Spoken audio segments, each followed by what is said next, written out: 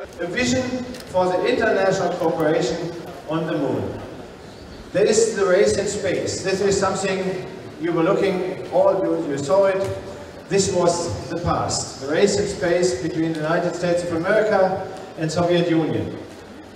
Okay, the race in space, that was a picture we all know. Buzz is here. Buzz, it's your picture on the moon, and we have of course also Neil Armstrong over there in a little tiny version.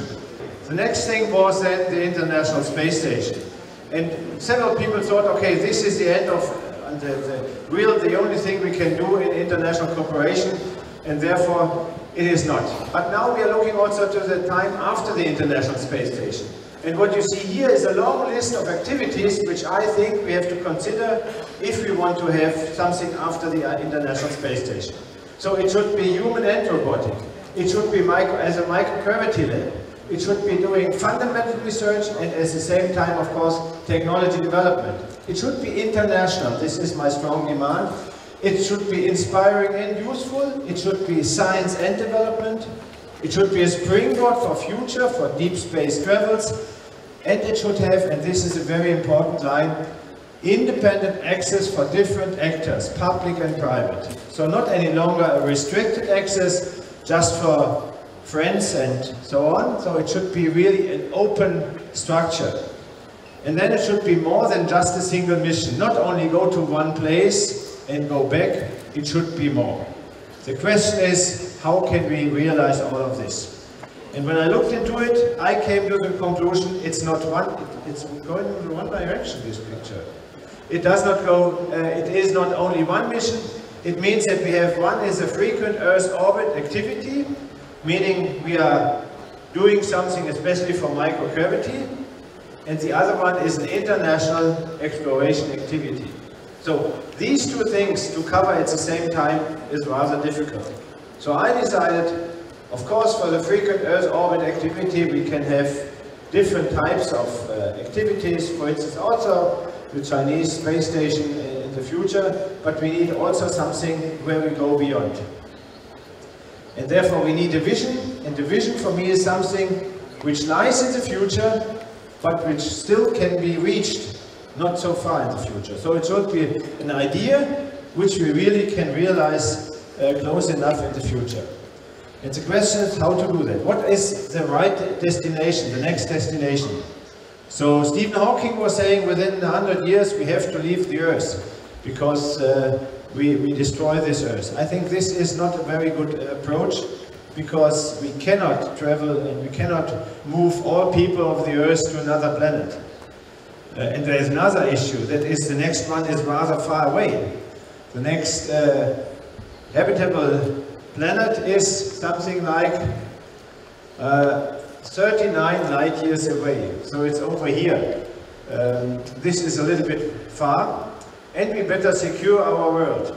But now this star over there, the so-called TRAPPIST-1 system, is a very interesting one. Because of another thing, a very interesting one. The different planets are very close to each other. They are too close to each other to fly independently around their star. Now, how did they do that? And there were some very nice people, scientists, looking into especially the different orbits and the velocities of the orbits.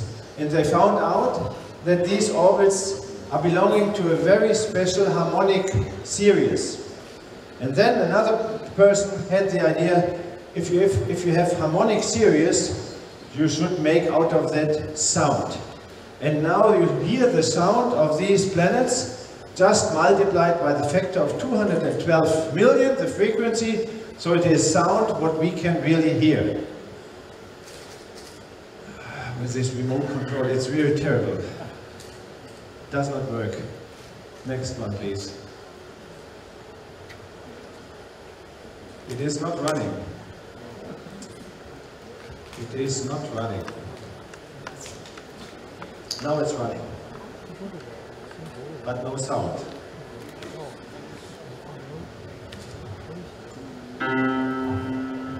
So the first planet.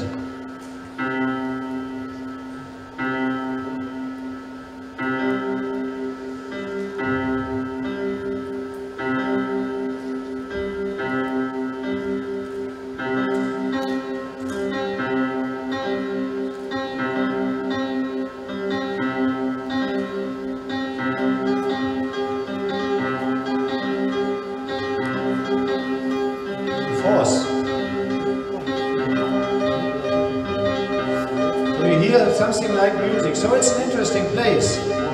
The only disadvantage is it's a little bit far away. Nearly 40 light years, so it's too fast for our current rocket systems. So I will stop it over here, hopefully. Yes. And the question is that the next destination, the Mars? Of course, we had a discussion this morning, and even the majority of you were voting for Mars, to send people to Mars. I hope you understood that you were thinking about what that means, to send people to Mars. I mean, it means if you go to Mars, the journey to Mars is the idea of NASA, which was described, but if you want to go to Mars, you have the following situation. You have about a travel with today's technology of about 2 years to go there and back. Meaning, you have 2 years of strong radiation, 2 years of psychology effects, 2 years also of health issues. When the Apollo astronauts went to the moon, and if they had some problem after 2 or 3 days, also with health, or after 1 week, they could go immediately back, no problem.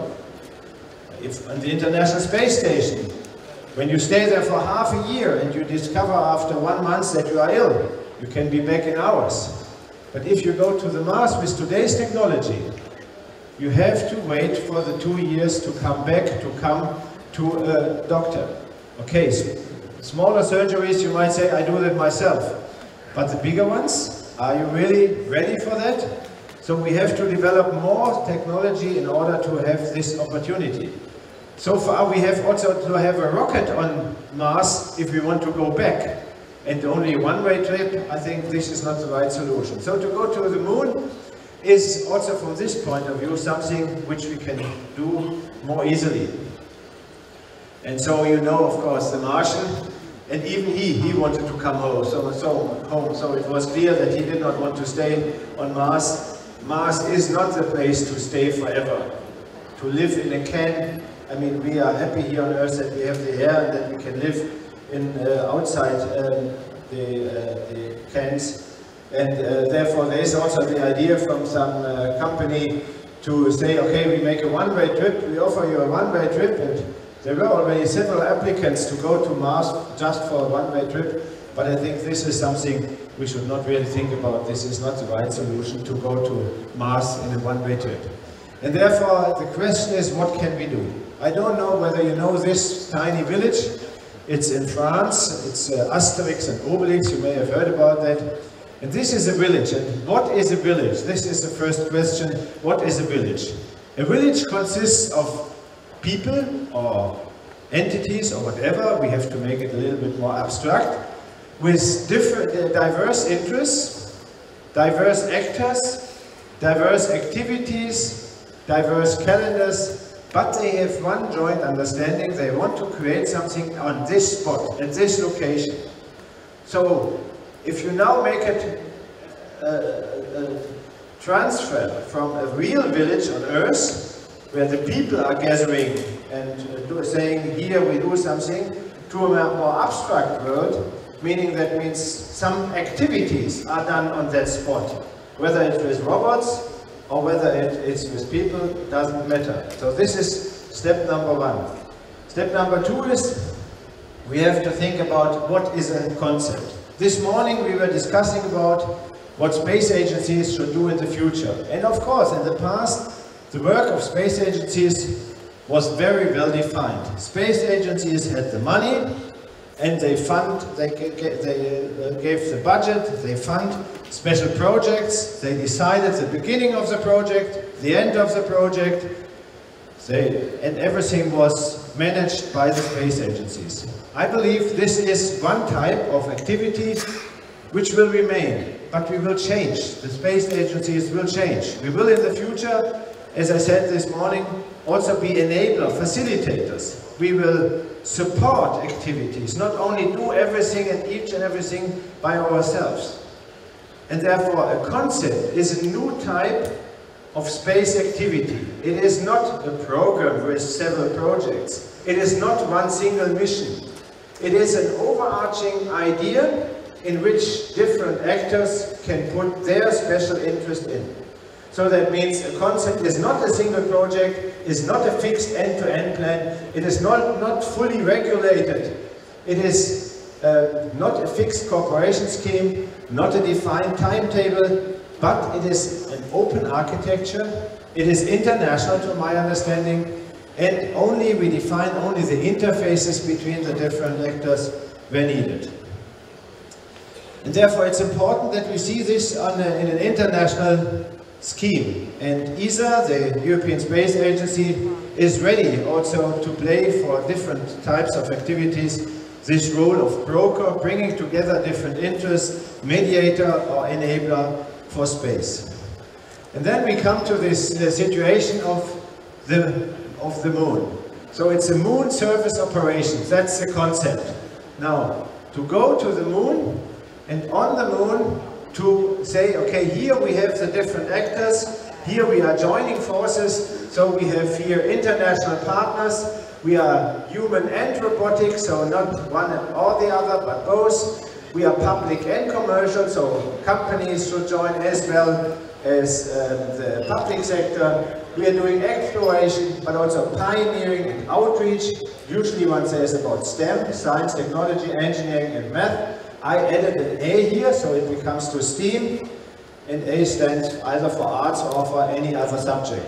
Because I strongly believe that space can also inspire people not being in science, technology, engineering and math. When you heard this music of Trappist 1, this is totally different understanding of space, and it is inspiring. So let's think about that what we can do with space is more than just science, technology, engineering and math. What can we do on the moon? We heard already a lot in the previous explanations. We can do moon science. The moon is, of course, it's a dead body, but it was more or less developed through an impact of another body with the Earth. So the moon can give us interesting results. We can do cosmology and astronomy from the moon, especially if we go a little bit to the far side. Then we can look into the universe without all the radiation coming from the Earth. We can do fundamental research, all different types of fundamental research. We can develop technology, especially also technology, for instance, how to use moon material to build structures. We can learn more about transportation, how to organize in the future space travel, not only as one mission, go there and go back, but also how to use the moon for further steps into the solar system, especially of course to Mars. It is about communication. We heard about also the mission with Chang'e 4 going to the far side, that you need then also some special instruments to have the communication, and we can learn about logistics. And what is also important, so far, whenever we went to any planet or any body in the solar system, we took everything with us. We took everything with us, and then we did something over there.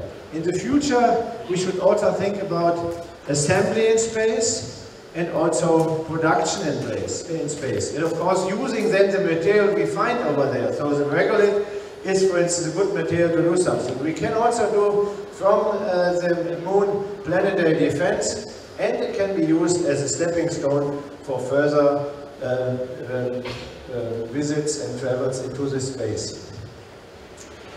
The next, please. So this is therefore, I call it the moon village, because it combines this idea of different actors playing at the same time. But again, very importantly over here, free and open access, to no regulation so far who is allowed to do what, but of course some coordinated structure, that would be the right solution. The moon is interesting. Of course, this Eidkamp-Basin very well known, also especially for Chang'e 4. But what we also think about is that NASA found water on moon.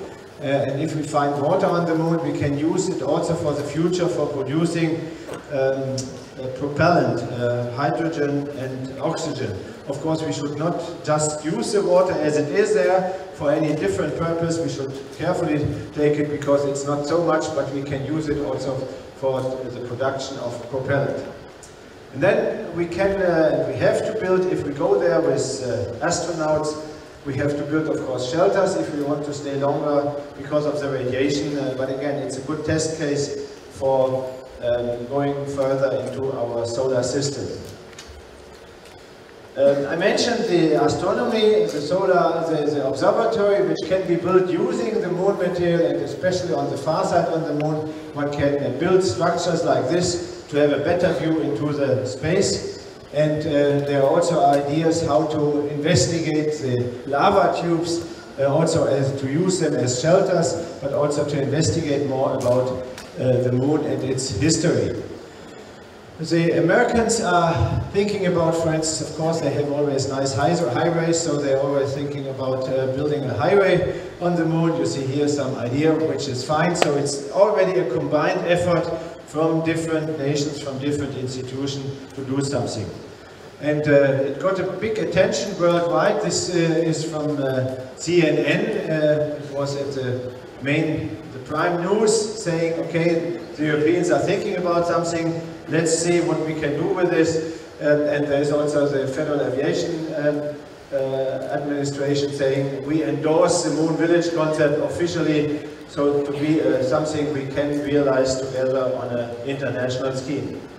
All of this finds already now also some other players. So for instance, Elon Musk, fly me to the moon. So far he was always saying he will just going to Mars, but now he mentioned also that he would offer the 2 private citizens a trip around the moon late next year already. And I'm quite sure if you go around the moon, the next step is also to land on the moon. And also the other big investor, Jeff Bezos, said, I think we should build a permanent human settlement on one of the poles of the moon. It's time to go back to the moon, but it's time to stay. So it's also very nice. And again, while we are talking about a village, he is talking about a city on the moon, so making it a little bit bigger.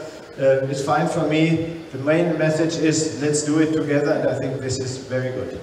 There are companies using already this idea for their products. This is a Scandinavian company producing wooden structures, and they said, okay, we can offer the houses for the moon. Of course, this is not a type of houses we are looking forward to, but it is important that we, with our ideas, also inspire others to use the ideas for their purpose. So, to use it for the purpose and advertise the building is for me a very positive thing, so that we can use it. And also this one is a Danish beer company saying, okay, we can use the moon and then we can look back if something happens to our poor Earth. I have a problem with this. Okay. The next step will be then, of course, that there will be also private companies offering tourism. Tourism to the moon. You can already buy tickets right now into parabolic flights. You can go into suborbital. You will go in the future also in orbital flights, and I'm quite sure that also long-distance flights to the moon will be offered rather soon. Therefore, it's also the question, how does this link to the picture I showed earlier, the journey to Mars, which is NASA and Charlie Bolden proposed that. And if you look into this picture, then it's very clear that on this picture you have here the moon, and of course the moon village can be a part of this journey to Mars. However it is done in reality, I think it's a good thing to think jointly. So, Bas, I come back to what you did on the moon. You put there this nice picture and saying, here man from the planet Earth first set foot upon the moon, July 1969. We came in peace for all mankind. And I hope that we can say very soon, we will come back with all mankind. So instead of for all mankind, with all mankind, this should be the vision, that it's open, not only one nation, but this is really an international activity. With that, I hope that you are convinced I want you for the moon, and with that, don't keep calm and be a villager, but keep active and be a villager. Thank you very much, and now I'm ready if you like to ask me questions.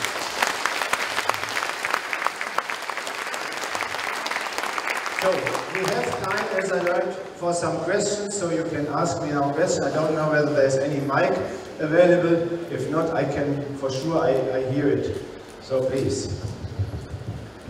Don't be shy, you should be active. This was my message. No question at all? So that means you are all following. Thank you very much. That's a good idea, but there is a question. Thank you so much for your excellent presentation. I'm wondering about the ownership of the moon village, because in 1968, the United Nations decided for the moon, nobody can claim the ownership. But when you make the moon village, and then who has your ownership of the village and house? No, yes, I understand what you're saying, and I'm quite sure that there might be still some legal issues to be finalized, but we should say goodbye to our earthly understanding of ownership. That means the moon is not owned by this or that. We should really say goodbye to our normal understanding of what it means to own something. Also, we have to say goodbye what means a project, what means a mission, and all of this. You see, I'm trying to have a different, totally different type of mission, and this might be then also solve your question, but you might be right that at least we have to clarify it before, that no one is going there and putting a flag and saying this is my claim over here, so this should not happen. Further questions or comments? Please. Wonderful concept. I have a question about, there's a proposal in the last session proposed by Mr. Liu Jizhu. He's proposing to have a South Pole landing place, and then maybe there's some kind of make a joint effort together, like your concept, make a village there. And how is a response to that proposal? So it's exactly what I'm looking forward. Exactly the way. I was very happy when I saw that presentation, because it's exactly that people are saying, either public entities or private entities. I have also private entities coming to me and say, we would like to do the following on the moon. Let's do it under the umbrella of, or under the roof of a moon village. And it's exactly the beauty of a concept, that it does not mean you first have to apply for it and then you get an endorsement and all of this. No. If you say this part is our contribution to something jointly done on the moon, then it's excellent for me. And we just have to look into it a little bit in order not to duplicate too much things. And if there is a certain gap, for instance energy, how to have energy available, then maybe we can say, okay, we are still missing energy, so some entity might provide then energy. But I have worldwide already reactions from many public entities, but also from private companies offering transportation to the moon. So if somebody, as I said, he would like to also to play the broker, if somebody is saying, okay, I would like to have a payload on the moon, but I don't have my own launch capability, we can offer it, because we know companies offering this already. So we have the data available, and we will make it available for each and everyone. So this is, I'm very happy about what I heard today over here. Bas. I think maybe we're about ready for that giant leap for all of mankind. The Congress of the United States has not authorized me yet to speak for the United States or National Aeronautics and Space Administration. But there was a question a little earlier about how the organization might be carried out, and I believe that it should be an Earth, Moon, Mars coalition of nations working with the private sector, since they can help us enable to do many of the things that you can't quite get governments to work together to do. But I hope that we will be hearing more of something that's called the cycling pathways to occupy Mars. And, I'll speak more of that tomorrow. Thank you. Yes, but you said coalition. I can accept that word as long as with the word of coalition we do not mean an over-regulated body. So coalition means, I make the interpretation that you say coalition means we put our forces together, we join our forces. You could call it cooperation, you could call it coalition, but I don't want to call it any special legal body. This is just the thing I would like to avoid, because if we go into legal activities, then we get all the earthly problems, we transfer them to Moon and Mars, and we should avoid to do that.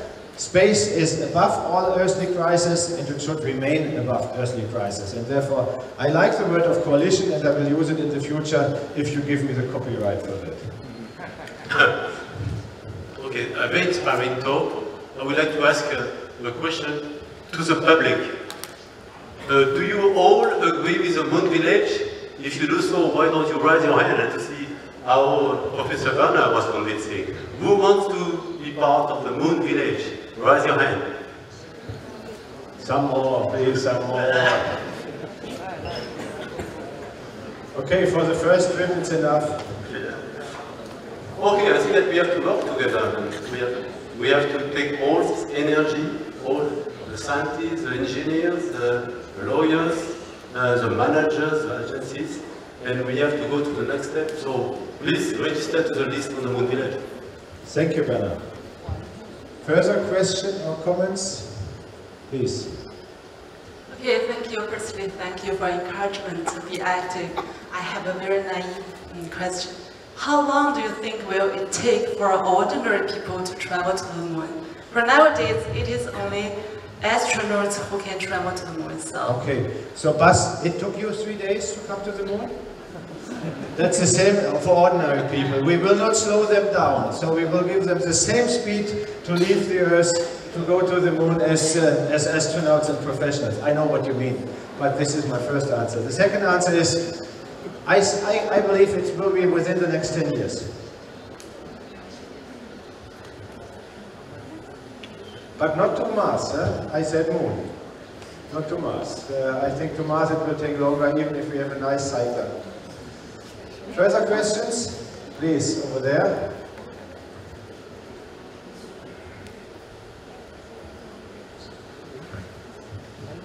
There's one point, well, 2 points to do with dust on the moon.